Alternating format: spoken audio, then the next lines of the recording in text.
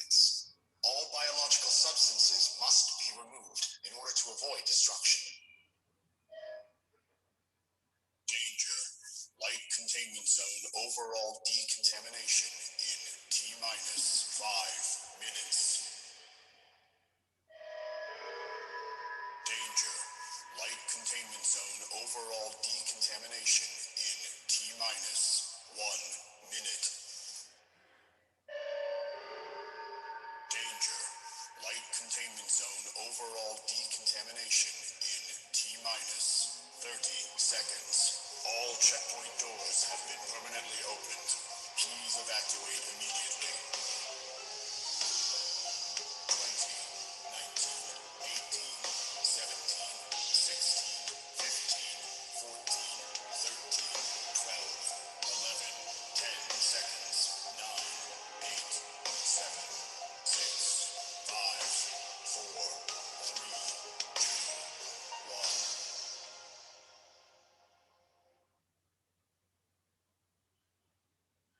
Light containment zone is locked down and ready for decontamination.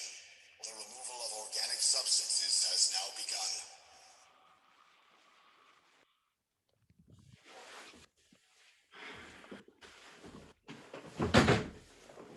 Welcome everybody to this episode of the Jonty Mac podcast, episode 2, coronavirus special. How are you doing, everybody?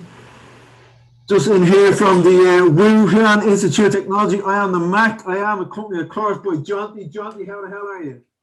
I'm good, mate. How's everybody else? I'm here from the, as you can see, I'm at the currently at the Wuhan Institute of Virology.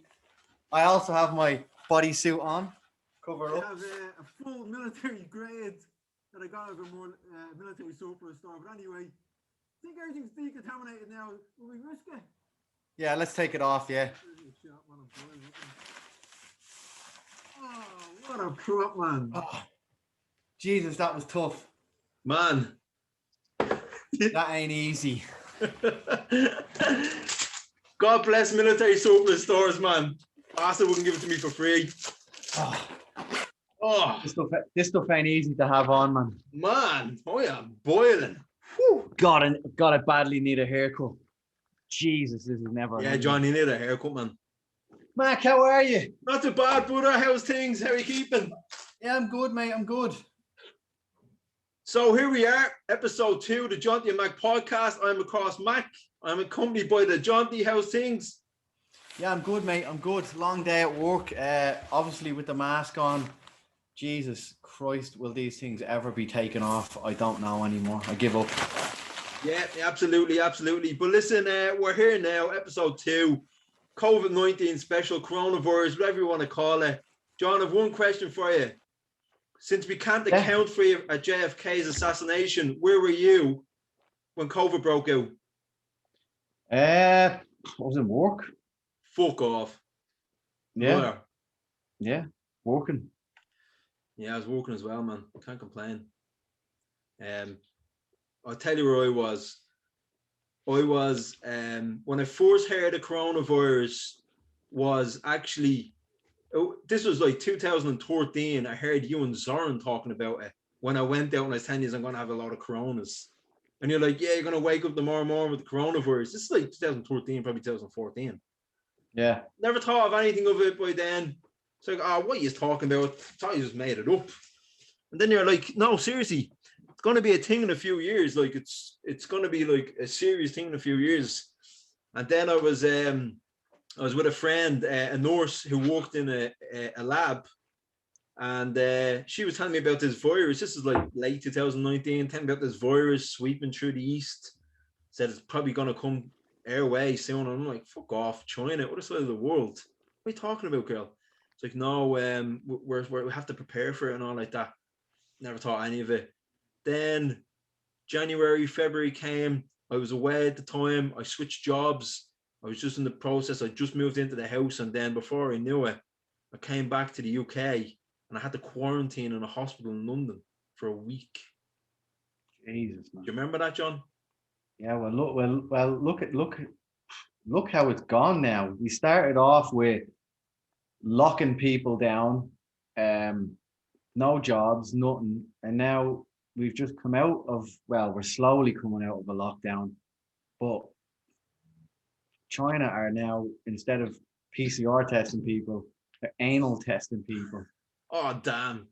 Is that coming over here, is it, anytime soon? Damn, wish I was in China right now. Yeah, man. The anal swab. Oh, here. I just want to give some people that are just listening instead of watching the YouTube video the background. Basically, Mac had on an army. What would you describe it as, a Gulf War? Yeah, some kind of old Gulf War style, like a real genuine mask on, and pretty much desert army clothes on mixed in. I have a yellow kind of hazmat suit on, got me mask on, and yeah, that was I'm glad we added our little props in for that as well. Yeah, it's a little bit of fun, man. You got to add a bit of fun to the fucking podcast, you know. Got to have some props, got to have some intros. But yeah, this is it. So here we are. I was just thinking there, you know, what's down the road, John? I don't know, man. It's never ending. It's the most incredible virus of all time. You know, think about it. Like, I don't remember when the bubonic plague was on. Now, I wasn't alive, obviously, but from what I've read of it, there was no Champions League on back then. It was just death. Just death. Yeah. Yeah. I remember just going back to the start there when I had to drive back from London. And this is like just when it broke out. I was driving home and I just moved into a new house. And there was it was biblical shit, if you remember. Absolutely not a sinner on the road. I thought the world was dead. I thought I was on my own. Well, I'll be honest with you. I like before 2020, I had heard some things, like some reports that there was like a virus in China, but I didn't you know the way countries get viruses. Like, I didn't think it was anything to be really worried about. Obviously, I was like, wow, that's big deal, because it's affecting people in China. And then we were coming up to Christmas time, so I didn't really care, you know. I just wanted, because I just moved into a new place, and you know, I will say one good thing about the coronavirus: it gave me and my wife a good kick up the arse to get out where we were, you know. So I thank you for that in that aspect. But I suppose in my where what I was doing, I mean, there was a lot of talk around it. There was a lot of stuff on the radio, but there wasn't anything concrete. No one knew that, and people were just going off like hearsay and whatever the media could grab at the moment, and then just put it out there. But no one had any definition or to say it, and they were only going on what reports that they could get maybe off the World Health Organization, who weren't really even going that big on it back then. No. It's like one of the points that I really want to talk about is the way the media covered it. Even like in the early days, especially in the early days of it. January, you didn't really hear much. February, and then March, it just hit us. It just really showing people, really scaremongering people. Typical fucking modern style media hyperbole of just scaring the population to death. So much so that it forced the government to act in such a way that was just, man, it was biblical. Like, do you remember? Like, you couldn't before that had kicked in, I remember, like, in my place of work, basically one of the hierarchy just coming over and saying, put this mask on right now. And then it kicked in then, and I said, why am I don't want to wear this. And he said, you have to wear it. And I said, why? He said, look, you're going to have to go home to your family. We all have to. And no one knows what this is. So just put the mask on. And, you know, we were working there at the same time, but we I don't know, like in the beginning, we were wearing these valved masks, you know, they're called a P3. They're basically like a particulate style mask. They're not like what it's evolved into now, which is just like a piece of cloth people are wearing. Some people are just wearing like a nappy, you know. You can wear, you know, but you know what I mean. You can wear jocks. You can wear anything you want. Yeah, people are just going fucking. Yeah, people do anything like that, you know. It's I think it's more of the mandatory aspect of it. Whereas it's kind of back then it was the serious masks that were being put on, because what we were told was this is the end all and ultimate killer virus. That's what we're led to believe. And I couldn't blame people leading to believe this, because I remember the reports from Sky News and BBC in the early days and RTE, where it was showing people literally just like walking down the street, just like, you remember that, just people just rattling and then just dropping dead. Yeah, that was from China. After clip of that. And then Sky News, the week that the country, well, the UK anyway, went on lockdown, was showing these halls and hospitals of just dead people. That wasn't even in the UK. Yeah, it's funny because what's came out of this is that the media seems to know more about what was they knew more than doctors. They were telling people more information, and to be honest with you, they really shouldn't be doing that, because even now that it's died down, they're still scaring the bollocks out of people. Yeah. I got an email there today, just reminding people what the policy is on the COVID laws or whatever like that. I'm just like, oh, here, fuck off. We just go away. Just leave me alone. It's like, I just want out of this shit now at the moment. But yeah, especially in the early days for me, I remember like, you know, I was concerned for like my family, as you would be, you know, the kind of way. And of course. You know, we all have family members that are, you know, maybe underlying conditions and stuff like that. And you're just like, Jesus Christ, what the fuck? And then you kept hearing this story after story of someone dying. And I'm very sorry for the people that lost a family member, especially the coronavirus. You know, really heartfelt sorrow to us. But I remember just worrying about my grandfather and stuff like that. I'm like, Jesus Christ, like, I hope he's all gonna be okay. This, that, and the other. And I was just thinking, man, I think we need to take this serious. We really do. And it was just like, oh man, what am I gonna do? I can't go home. I was stuck in the UK, if you remember. Yeah, I know, and that's another big point to obviously, you know, this is how we came up with this podcast. We kind of got more communication through the pandemic. We were already chatting before, but the pandemic brought us a little bit more into the whole concept of doing this podcast. Of online group kind of chat. Yeah. It was weird. Yeah, it was weird, wasn't it?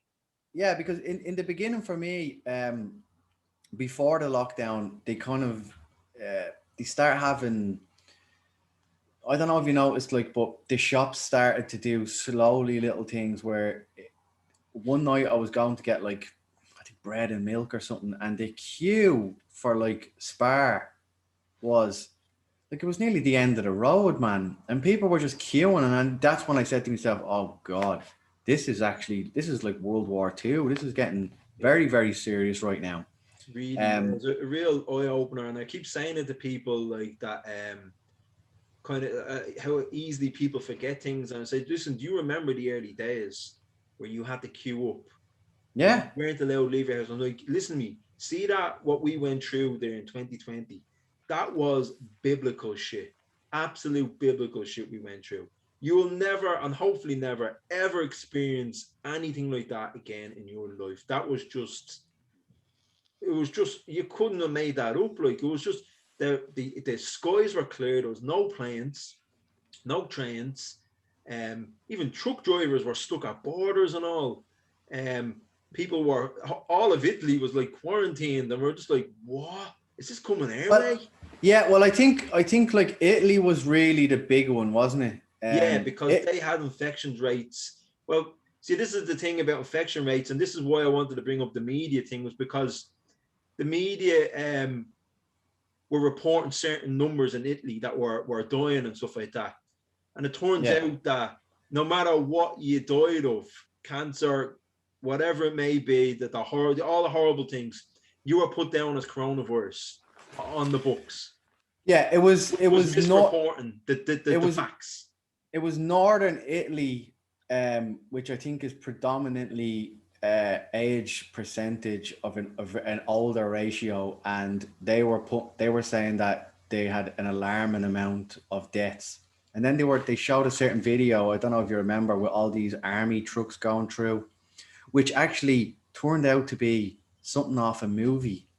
It wasn't even real. It was off an actual movie. Yeah, you can look that up if you want, you know. It was actually off a movie, and that was actually put on news stations. And like, now when you look back at that, you're thinking to yourself, how could they get away with something like that? Well, yeah, like they're showing you a clip from a movie from Outbreak or something like that. Yeah. And they're reporting that as real life scenarios. Yeah. And you know, as bad as COVID is and stuff like that, it was the fact that the media were jumping on this and just revving it. They were just squeezing every bit of life they could out of it. And they didn't give a shit about who was scared or what was going to be the consequences of it. They were misrepresenting the facts. They were just absolutely lining us all up to be scaremongered by the whole thing. Very unnerving for me, it was. Very unnerving. I'm not going to lie. Well, I mean, we can go back a little bit. Like, I remember when the initial lockdown kicked in and you had, like, the Taoiseach, now is the Taoiseach, Leo Varadkar, get on the television and say, this is it, man. We have to go in. We are going into a lockdown in Ireland, which means basically, unless you are really, really genuinely essential, you're not allowed open. And I remember getting up that morning after it and going to work, and I was cycling, and like literally, like I'm cycling about 7:15 in the morning. It was a lovely sunny morning. There was no one out on the roads, right? Cars wise, there was nobody out walking. There was not even a cat or a dog out. It was just like something out of the start of like the movie 28 Days or something. It was just nobody. It was so freaky. I don't think I'll ever do a cycle like that again. I cycled the whole way to work with not one noise of a car. Basically all the roads that I went on, right? The whole length of them were just empty. And no matter where I got, and there wasn't a car, there wasn't a person. That was the weirdest part. There wasn't anyone going for a jog or nothing. And I got into work, did my day's work with the mask, and I have to say, like, I've been wearing a mask since then, and it's definitely not good for you, man. I know you're doing your best and all, but they've definitely made me feel very, very, very unnervy, and they've brought on a lot of anxiety because I can't breathe as good as I used to, you know. And I think it's just, we don't wear the valved one anymore, but it's a piece of cloth. I mean, I don't know how good that works, you know. But apparently, the new variant that came into the UK, the masks don't combat that. So there you if go. you're going around unvaccinated, it's another thing we'll talk about. The new variant, the masks don't combat that. You're getting that variant whether you fucking have a mask on or not. Okay. Isn't it so incredible that, like, there's so many aspects of this to touch on that we're just not even going to scratch the surface here. And I'm trying to stay at the beginning without going over the top. But like, when the lockdown kicked in, for a couple of days, people said, right, I'm not going anywhere. I'm not doing that. And right. And then all of a sudden, now this is my personal opinion, right? People started to realize, well, okay, this isn't as bad as everyone says. And then everyone just started going out jogging, which in a couple of days, I noticed everyone was out going for a morning walk, a morning run. Them little gym things they have outside that the council have. I don't know if you've seen them. They do like pull-up bars, and they have they have like them rowing machine things. And they're just like body weight. It's all calisthenics, but like they were packed because the gyms were closed. No one had any escape. The pubs were closed. You couldn't go for a pint. Bookies were closed, which was devastating. The bookies were closed. Remember that? Oh, God, that was shy. That was horrible. I couldn't go in and do me Friday or Saturday. No. You know, cheeky little bet. You know what I mean? But the weirdest thing was, like, the shops were open and the chipper is never closed. So if you wanted a bag of Jockey's whips, you can get them no problem. You know I tell you something, right? Just as you're talking about people out jogging and all, right? You're not going to believe what I seen. And I just remember this as you said it, right? This is how people were so fucking manipulated and so stupid. They just can't think for themselves. They just have no critical thinking factor, right? Yeah, I was driving down the road through my town, okay? And I seen a jogger, okay? We won't mention anything else about this jogger, okay? But they were jogging, and I'm not making this up, with a fucking mask on them. You know the blue masks? Yeah. They were jogging. I'm not making this up. I'm deadly serious in every way. This person was jogging down the road in all their jogging gear, wearing a fucking mask. Mac, they're still doing that. What the fuck are people smoking? Yeah. Well, see, the thing is, right? What the fuck? Honestly, God. The thing is, right? You're breathing in oxygen, right? And the negative part of that is your carbon dioxide is going out, right?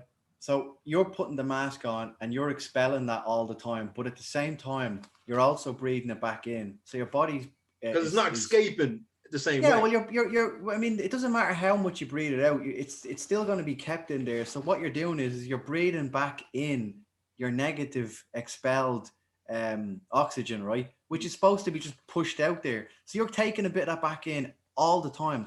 When you do physical activity, that is like tripled. You know what I mean? I people were doing like body weight training, like burpees and all with masks on. I can't get over stuff like that. Yeah, that was really when I realized this has just absolutely gone crazy. This has just gone too far. Okay.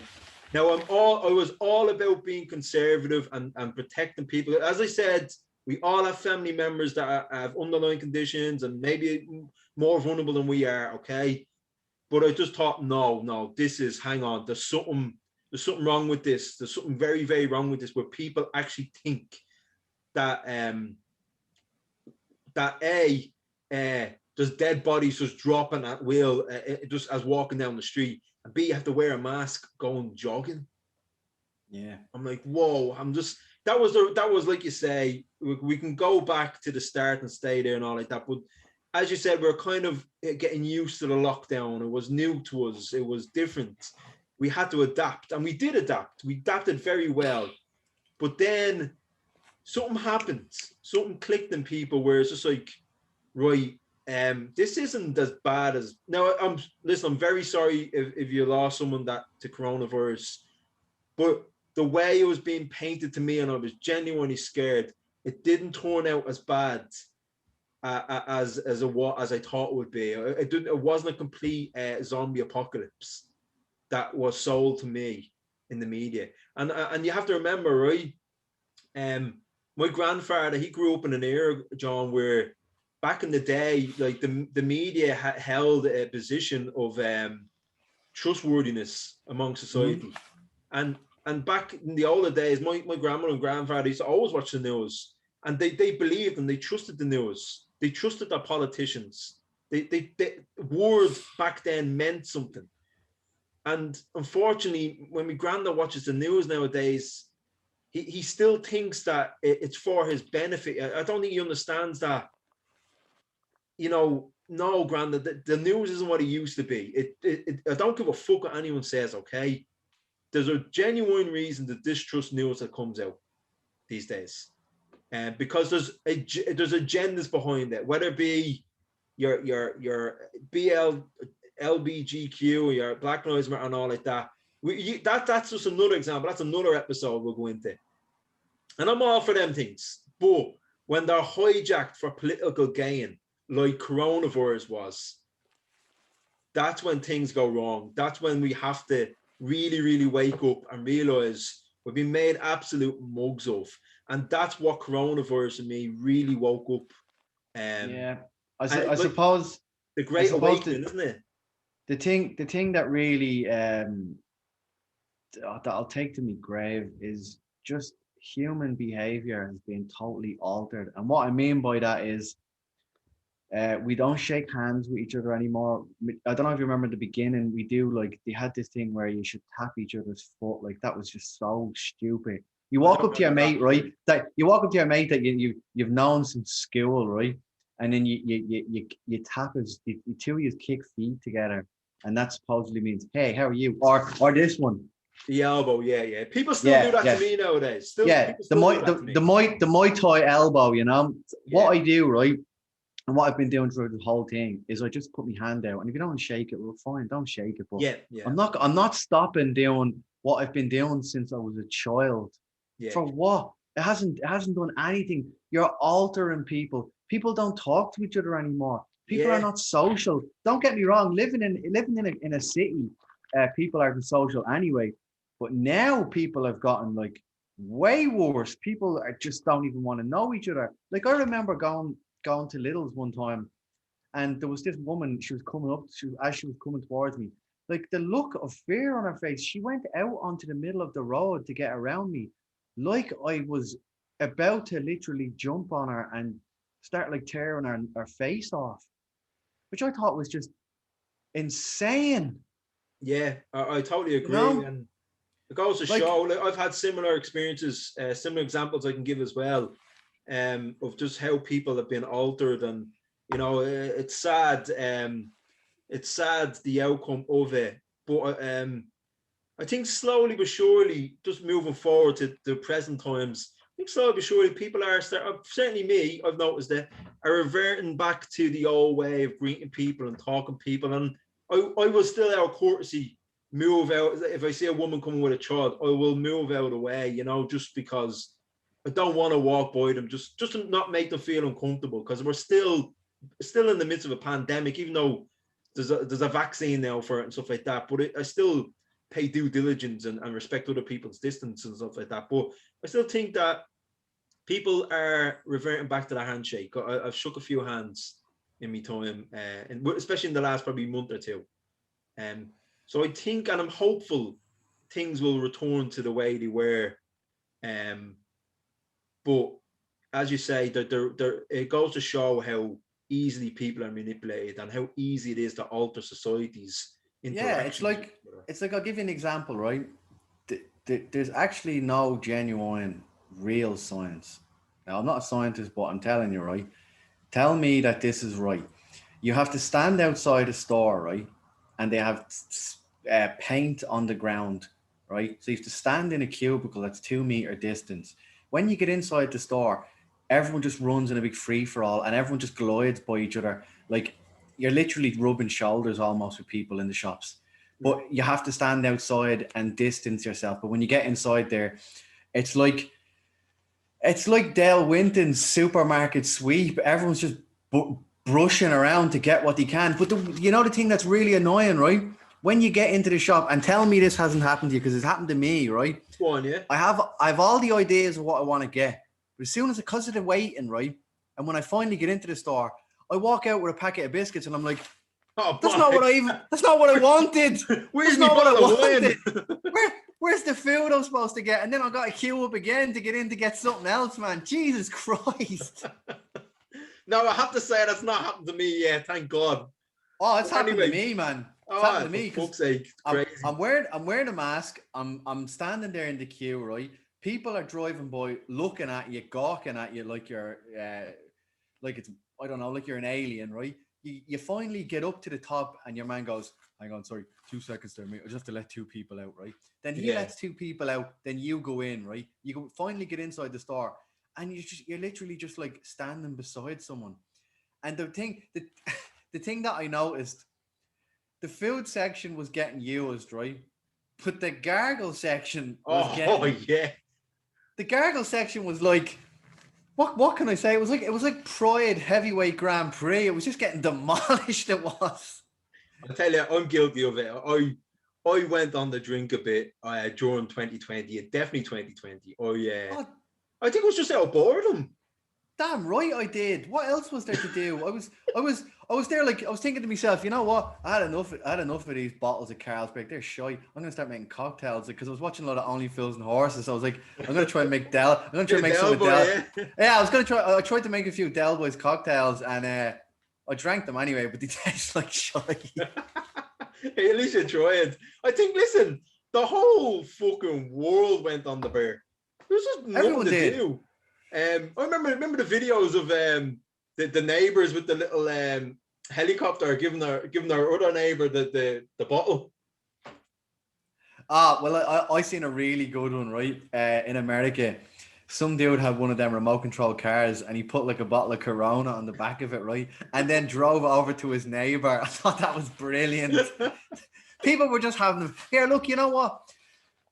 There's a very positive thing that came out of the coronavirus, which I actually don't believe was the intent of like world leaders or globalists or whatever. People had actually been working for like your 40-hour week, your nighttime, blah, blah, blah. They were suspended from that, and they were actually allowed to sit at home, right? And actually like have a bit of time with their kids, talk to their neighbor. I mean, you know, like I live in an apartment block, and like I couldn't tell you who my neighbors are. It's just like all right. That's it. You don't even see them really more. And if you do see them, it's like, and that's it. That's it. You don't actually have any interactions. When I was growing up as a kid, like I used to go into my neighbor's house, and Oh yeah, we grew up like pre-internet. yeah, you'd have bickies and you'd have tea and all, and then 90, like USA 94 kind of shit. like everyone's door was open. Like I don't know if you had it where when you were growing up, but I originally we didn't have doors, John. No, you didn't have doors, no. But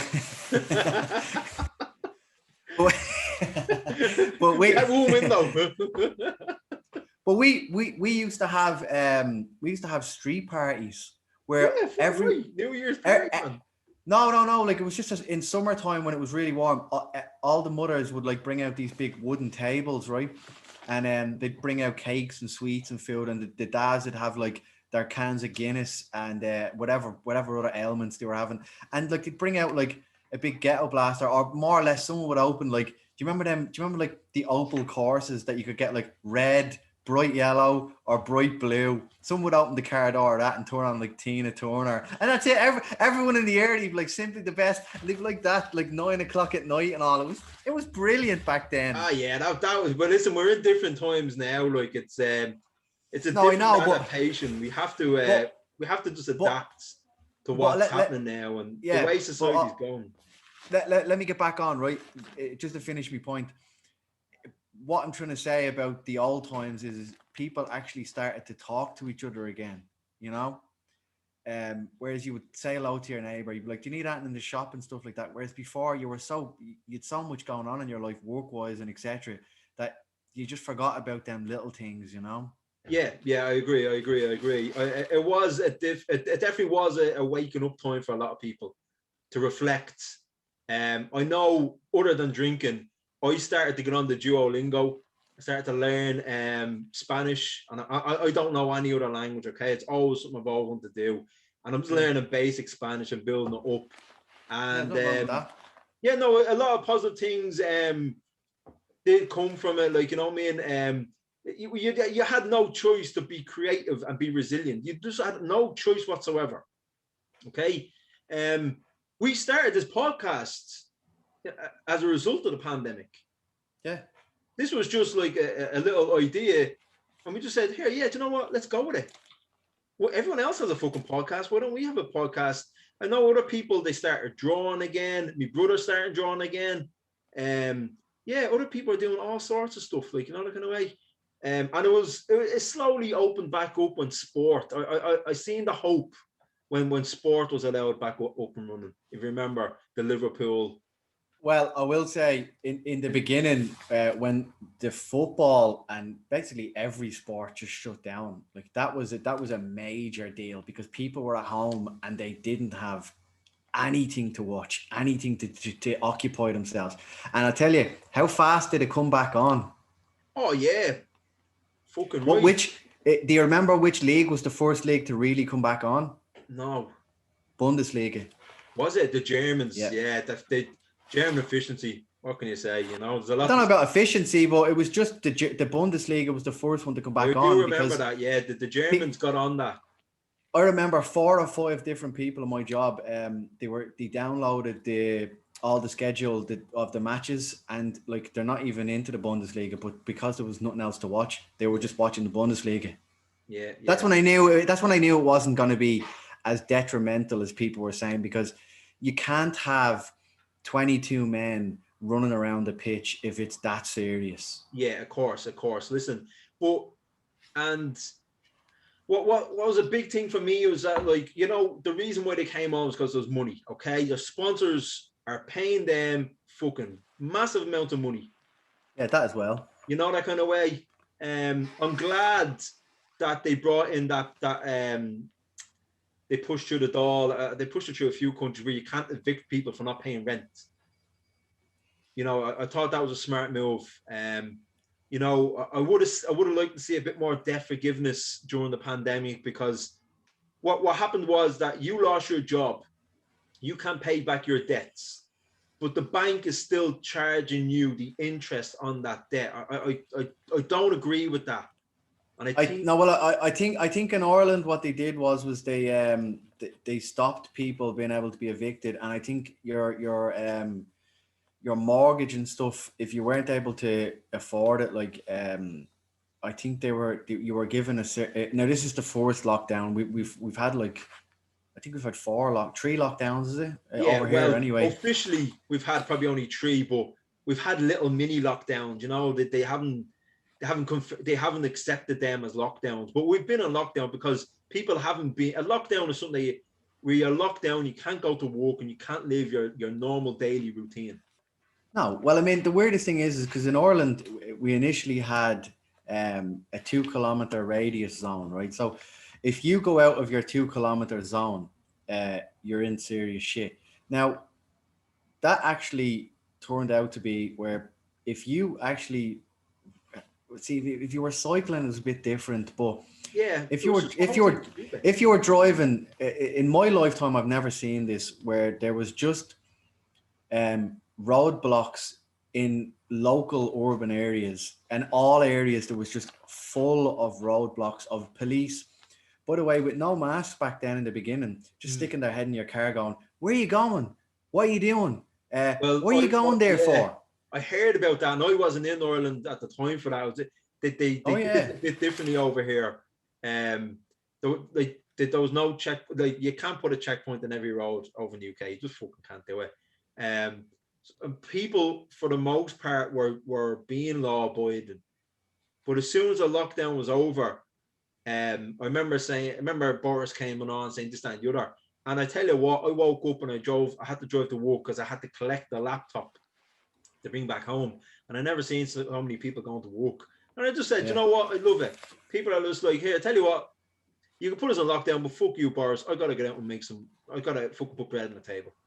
Well, the other aspect is the amount of people now that are working from home. I mean, and currently they are working from home. A lot of people just, they're not going back. And like it for some people it has a positive aspect. For other people, it's actually turned out to be very, very sad, because people are now living in their house, working in their house, and they're basically in complete isolation, which is not good. And the mental health is another aspect. We won't go on to it now, but it's too big for us to talk about it here. But the levels of anxiety caused by the fear, living at home, no one to talk to. You can talk on WhatsApp, Facebook as much as you like, but having human interaction in front of you, you can never compare that. And it's been driven down, and almost like in the lockdown, it was definitely like people just did not talk to each other in public. And I think honestly, it's caused serious psychological damage that we're going to see it we're going to see it in the next few years. There's going to be some serious damage. Yeah, I totally agree. It wasn't a very pleasant thing when it comes to, and like I should know about this because I had the option. I was working from home for like most of 2020. You have to remember, like I couldn't get into Ireland I live in the UK. I was just new to this area, just new to a new job as well. So I had this laptop, right? And this is my routine. I used to get up in the morning, put the laptop on, okay? I used to go downstairs, put on the kettle, make me a cup of tea. And what I do, I get back into bed, with a cup of tea and my laptop and start working. And it wasn't too long, about 2 or 3 weeks, and I was like, whoa, this is bullshit. This is bullshit. I'm not that type of person. Some people, I understand, enjoyed working from home. They like that routine. They got up in the morning, do stuff like that. I'm gonna get up and go kind of person. Yeah, I agree. I'm the same. I like to be out. I like to be. Well, I feel like when I leave my house and go into a place of work, obviously I could work from home, but if I get out and go into another environment, that's where I'm gonna be the best I can be. Working at home has too much of an opportunity to mess around, and I really believe that. Like I've read articles online of like people who said, I'm working from home and I'm sitting here drinking cans at the same time. Well, yeah, I'll tell you what I was doing. I was getting up, and I wasn't even shaving. Little routines that I had in the mornings was just hampered. And it came to the stage where it was like the technician was back in work. I drove straight to the fucking workplace and I said, take that off me. I said, I'll come in on alternate days. So what I did was I set up a work partner with my colleague, and I told him, right, so these are the days. This is what we're going to do. We're probably going to do 3 days on. You do the Monday and Tuesday. We'll both come in on the Wednesday. We'll both sort out whatever needs to be done on the Wednesday. And then I take the Thursday and Friday off. And then we'll just switch it around and stuff like that. Yeah. That's that to me worked out a lot better, because even though I was off work, I was still doing stuff. I was still interacting. I would meet up, with handover, take over, do stuff, and then I'd take over the office for them 2 days, and I'd run it as I would normally. And that just worked out better because it got me up, got me back into my routine. I'm that type of person that's a natural engager. Yeah. And I couldn't work from home anymore. I just couldn't do it anymore. That's why I can still work from home, but I choose not to. I choose to just go into the office. My type of job, I'm a bit on the roads sometimes, so I need to visit places and check up on things and sort things out and blah blah blah blah blah.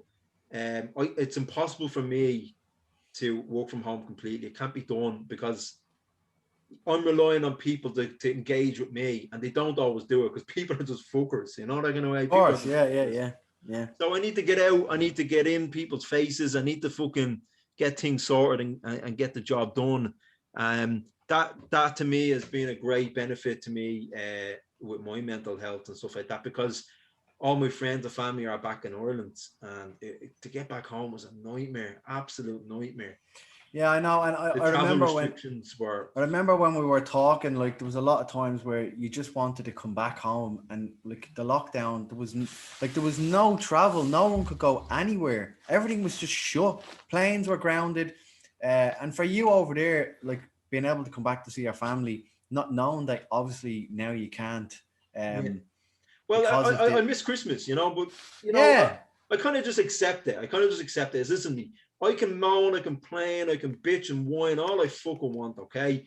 I'm lucky, okay? A, I have my job. I had a job. I didn't lose my job. I still got paid full wage through the whole pandemic. B, I didn't lose any family members to coronavirus, okay? I count my blessings every fucking day for that. I'm very lucky because some people have. Although, okay, numbers have been exaggerated and stuff like that, but people have genuinely lost family members to coronavirus, okay? And I'm still healthy myself. I haven't contracted it. It hasn't affected me physically or anything like that. So I'm very grateful for that. But because it shares exactly very similarities with the flu, you'd probably never even know if you had it. And I mean, what I mean by that is like, you had people who had tested positive for it, you now have people who are being called asymptomatic, which is people who are fine but they're not fine. Yeah. So look, it doesn't make sense because you have people walking around. This is what we're led to believe. Asymptomatic spreaders are people who are totally fine and don't feel anything, but they can also kill you, which for me just sounds rubbish. I don't believe it personally. That's my own opinion. I don't believe it. If it's such a deadly virus, then once you contract it, you should be just the same as anybody else. I totally agree with that. Yeah, there's none of this. It's either a fucking virus that's deadly or it's not. Okay. Yeah. Let me ask you a question, right, John? Let's just get into it. Do you think it was leaked deliberately? What do you think? Like, there's the story of a man fucking and cooking a bat and then selling it in the market and then catching a cold from it and spreading it like wildfire in Wuhan, where you are now. Do you buy that story? Yeah. Well, all right, I'll give you the backdrop, right? In Wuhan city is the first time China has ever had I don't know if you've heard the World Military Games. It's basically like the Olympic version of the military, where they just basically show off who's the fittest armies. They've had 7 of them so far, but the first one that's ever been on Chinese soil was in Wuhan. This was in October 2019. Yeah. I remember it. There was 10,000 athletes, and they range from 100 countries, right? So these people were there possibly around the time when the virus could have been around, right? Patient zero. Yeah, well, I mean, these people flew back to their own countries, 100 countries, right? Just happened to be the first city that originated the coronavirus. It also was the first place they had the games. These people flew back. There's also the Institute of Virology, which I'm at right now. They won't let me in, but I'm at it right now. I'm inside here now. I am. I'm just experimenting on somebody here. But that's a level 4 biological facility, right? That they test and play around with strains of like viruses. One of them just so happens, coincidentally, coronaviruses. They play around with coronavirus. They play around with HIV. They play around with all different ones. Okay, all different strains of viruses. Coronavirus is one of them. We're led to believe that in a market where bats aren't even in that area, right? Yeah, there's no bats in Wuhan. People don't know. No, there's no bats in Wuhan. You won't know this because the telly won't tell you that, right? But you have to go do. You have to go do your own little digging, right? So there is no bats in Wuhan yet. Some geezer, let's call him Billy, right? Grabbed the bat and ate it. So there was bats on sticks. He ate the bat, right? He ingested it, and then he became sick. He then passed that on to everyone else, which has led us into this. I don't know. We're like, I can't believe that. Like the story is just. Do you want to know what crap. I think?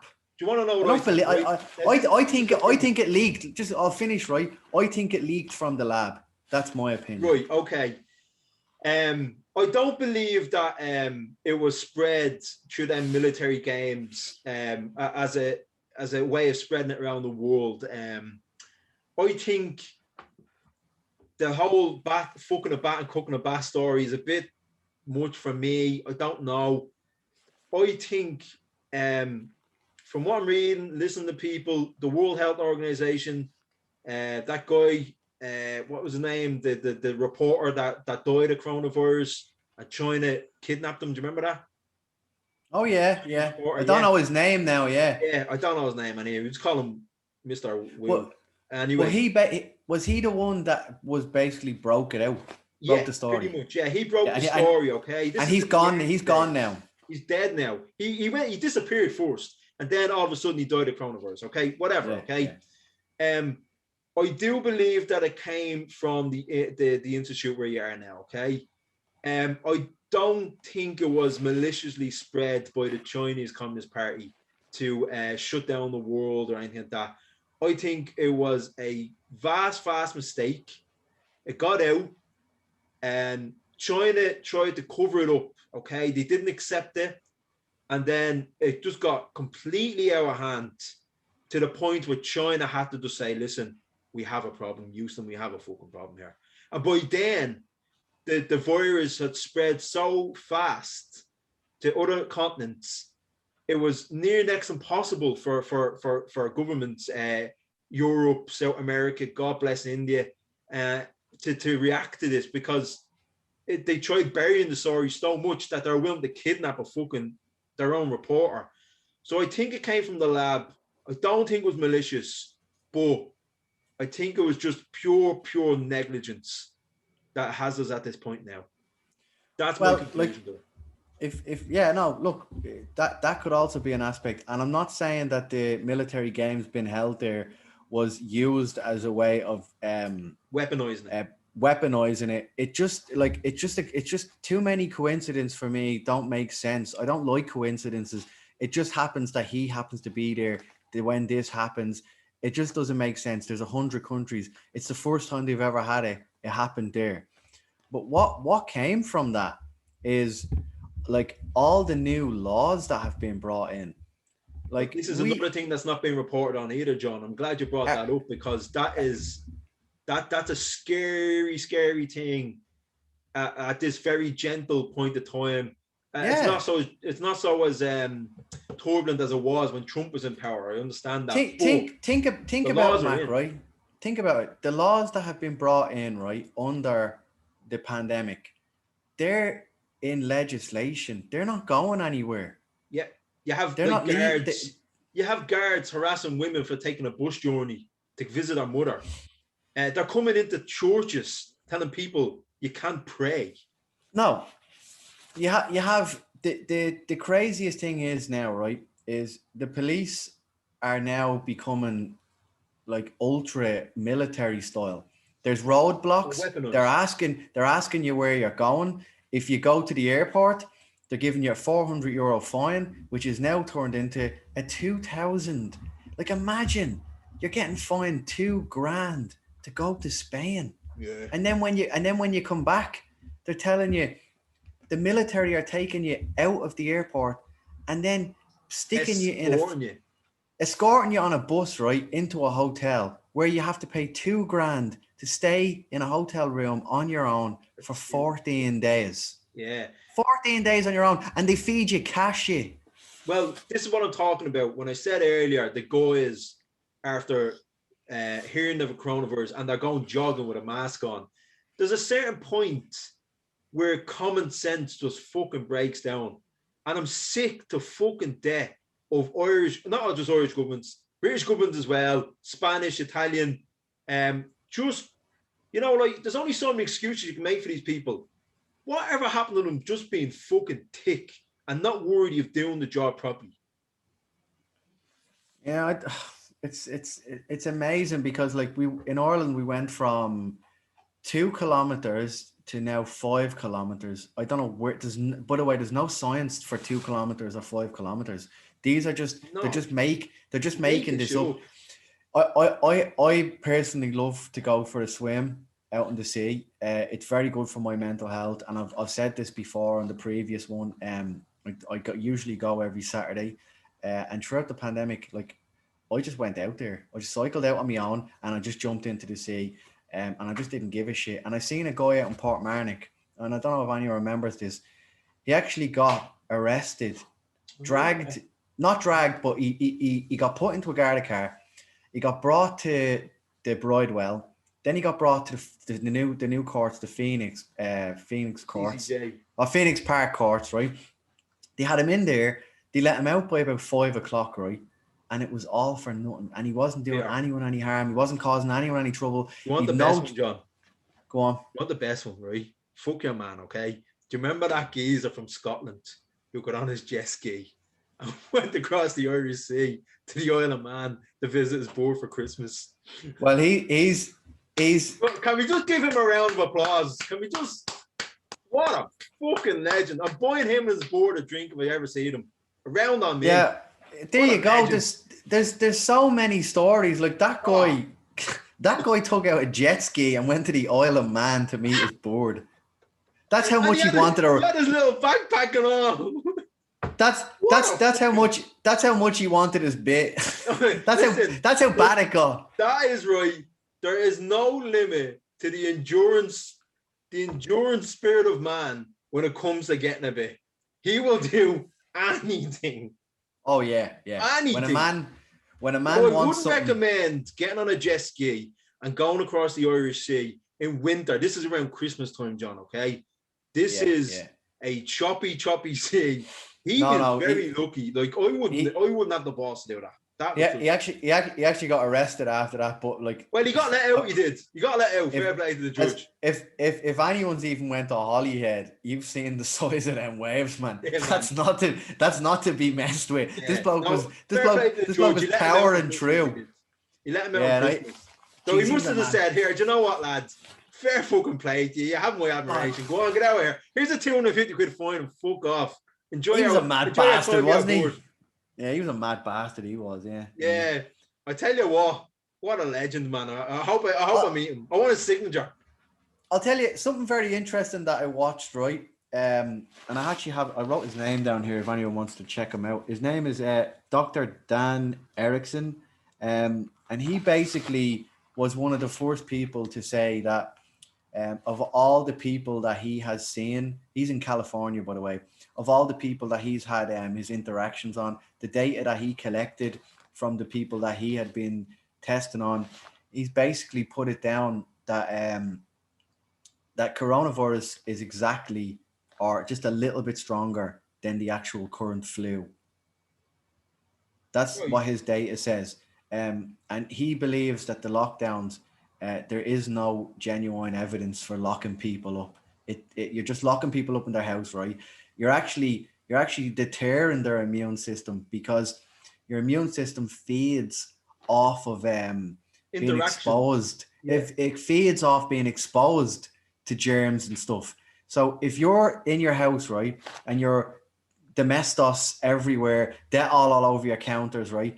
Your immune system's gonna depreciate. And the thing is people weren't getting any sunlight, even though it was very sunny out.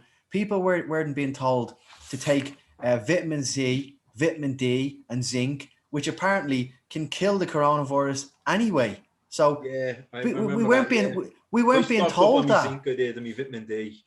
I don't know if you remember. I don't know if you remember another doctor, a doctor. No, she's not a medical doctor, but she's like, I don't know if she's a virologist or not, but she is called Dr. Dolores Cahill from Ireland, and she was basically saying that people need to start taking a good bit of vitamin C, a lot of vitamin D, and zinc. And then she said there's another drug that's an anti-malaria drug that's been out since the 60s, and it's called hydroxychloroquine. And doctors have been giving people this drug, and it has shown very good signs to eradicate the coronavirus. But yeah, it didn't work on Trump. He got it anyway. but yeah, it was completely played down, right? Because what were they doing in the background? The big pharma companies. Well, that's another aspect. But the big pharmaceutical companies they were supposed to be in the background making what's now become the antivirus jab. Yeah, I got offered it there 2 days ago. I had this is the third time I've been offered it. I just said no. I'm not. Like you say, John. Everyone has their own reasons for taking it. Everyone has their own reasons for not taking it. My reason is, like you say, everyone has their own immune systems. Okay. Now I understand the spectrums of society that are more vulnerable than others. You have the young and the old. Okay. Yes. Okay. If you're compromised health-wise in any way, definitely probably worth your while getting vaccinated against it. Okay, just to be sure. Okay. However, for myself, I'm 35-year-old man. Okay, I'm a healthy guy. I don't smoke. Okay, I drank a lot in a few, but I'm not a big alcoholic kind of guy. I'm fit and healthy. I train. I exercise. I'm active. I have a good immune system. Okay, I built up over years. Okay, I'm an outdoors type of guy, so I'm always in the door to mucking around doing something. Yeah, of course. I'm thinking I have an immune system anyway, okay? And people my age haven't died of it, okay? Well, not a lot of people compared to the other ends of the spectrum that died of it. So I would rather myself personally to catch it, let my body build up its own antibodies to combat the virus. I know I'm probably going to go through a few days of hell, but there's some people there that, you know, if they can get through it, I can get through it. And I've talked to people that have had coronavirus. They said, yeah, it's bad, but they don't have to worry about it anymore. They said, well, I already got it. I'm not going to get it again. You can't catch it twice. Literally, you cannot catch it twice. Now, I don't know the exact science if the variants, you can catch it again with the different variants. I don't know. But from now, I have the immune system to beat it. Okay, I'm a 35 healthy man. I have the immune system to beat it. And B, You're 100% on that, yeah. Sorry? You're 100% on that. 100% on that, man. I've the immune system of a fucking canal rat, man. Nothing gets me sick. I'm never sick. Okay. I'm not happy with the way and the speed that it came out with. You have these Pfizers and AstraZenecas and all like that. Just pulled a vaccine out of their arses. Yeah, okay? well, like that's another aspect. Yeah, I get the whole dialogue where they're saying, "Oh well, we can cure other things, but we just don't give the amount of attention and time and money and resources to something as serious as coronavirus." I'm like, hang on, how long has AIDS been out there? Like, you're telling me like you can't find a vaccine for that, but all of a sudden you can pull a fucking Pfizer out of your arse or an AstraZeneca out of your arse and I'm cured. I'm not happy with the time frame that the clinical trials went through, and I'm not happy that proper studies, long-term studies, have been studied in humans. There is none. There's no long-term studies. And I'm gonna wait out. I'm gonna see. If I don't catch it, I don't catch it. That's great. Okay. If I do catch it, I'll build up my own antibodies. And B, I want to wait out and see what's the long-term results for people my age, particularly. What's the long-term implications of getting this virus or the vaccine? Because we don't know. It hasn't been done. And if you remember, John, the vaccine company's saying we come out, right, we have the vaccine, but we're not distributing it. And funnily enough, they all said this in the same time. Unless we get legal indemnity from all the governments that purchase our vaccine, legal indemnity mean that if a few years, 10, 15 years down the line, something was to happen at this, the vaccine companies can't be legally made liable for any consequences of it. And that was written into the contract, the purchase contract. So I'm like, well, if you're so confident, then you're putting out this narrative in the media that this is a miracle vaccine. Why are you asking this legal indemnity? You're not willing to stand by your own word, but yet you want me to get jabbed in the arse? No, thank you. You're all right. Well, see, you have to remember, right? We were built up and built up and built up. And the one thing about the pandemic that I'm so ashamed of by politicians, right, is they built everyone's hope up, kept on building your hope up. It's once we do the lockdown and then we come out of that, everything's going to be fine, right? That didn't happen. We went back into a lockdown. We were told that when these pharmaceutical companies, Pfizer, BioNTech, you have Oxford with AstraZeneca, now you have Johnson and Johnson, you have the Russians with Sputnik, the Chinese have their own one.